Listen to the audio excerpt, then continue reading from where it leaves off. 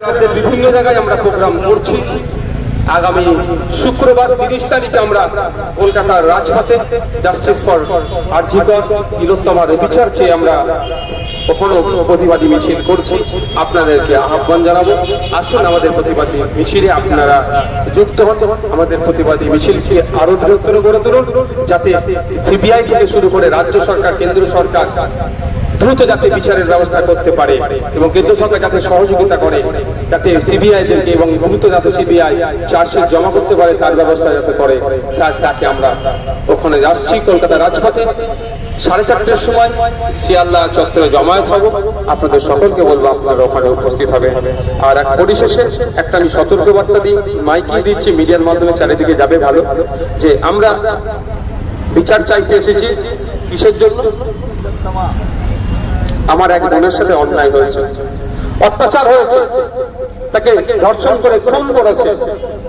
সেই জন্য আমাদের মন্তব্য, আমাদের কথাবার্তা, আমাদের স্লোগান কোন অন্য কোন মেয়ের ধারণা সম্মানে লাগে সেটা আমাদের মাথায় রাখতে হবে।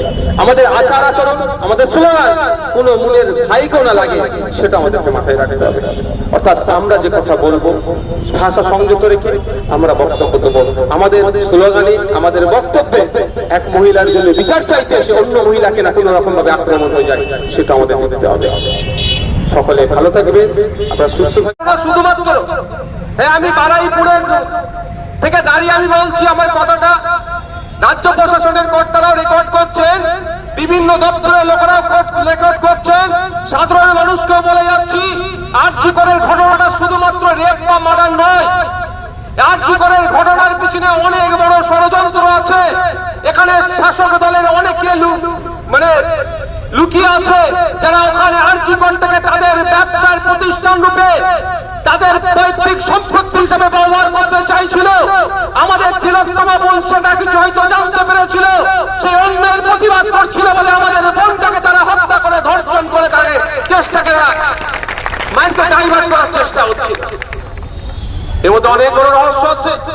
আজকে আপনারা একটা দৈনিক প্রথম শ্রেণীর একটা পেপারে আপনারা হয়তো দেখেছেন 21 কোটি টাকার বজ্র নিয়ে, আপনার 21 কোটি টাকার যে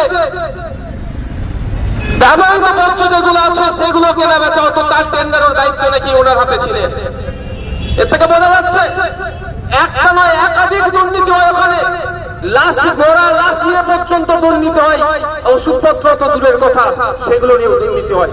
নিশ্চিত ভাবে আমাদের তিলোত্তমা বোন হয়তো জানতে পেরেছিল, এর প্রতিবাদ করেছিল, সেই জন্য তাকে এই দিন দেখতে হলো। আমরা এখানে উপস্থিত হয়েছি, আমরা খুনের বিচার চাইতে, ধর্ষণের বিচার চাইতে, সাথে সাথে আগামী দিনে বাংলার কোন নারীরা এই ধরনের অত্যাচারের সম্মুখীন হয় তার নিরাপত্তা দায়িত্ব নিতে রাজ্যের মহিলা মুখ্যমন্ত্রীকে একটা স্মরণ করিয়ে দেওয়ার জন্য আমরা উপস্থিত হয়েছি।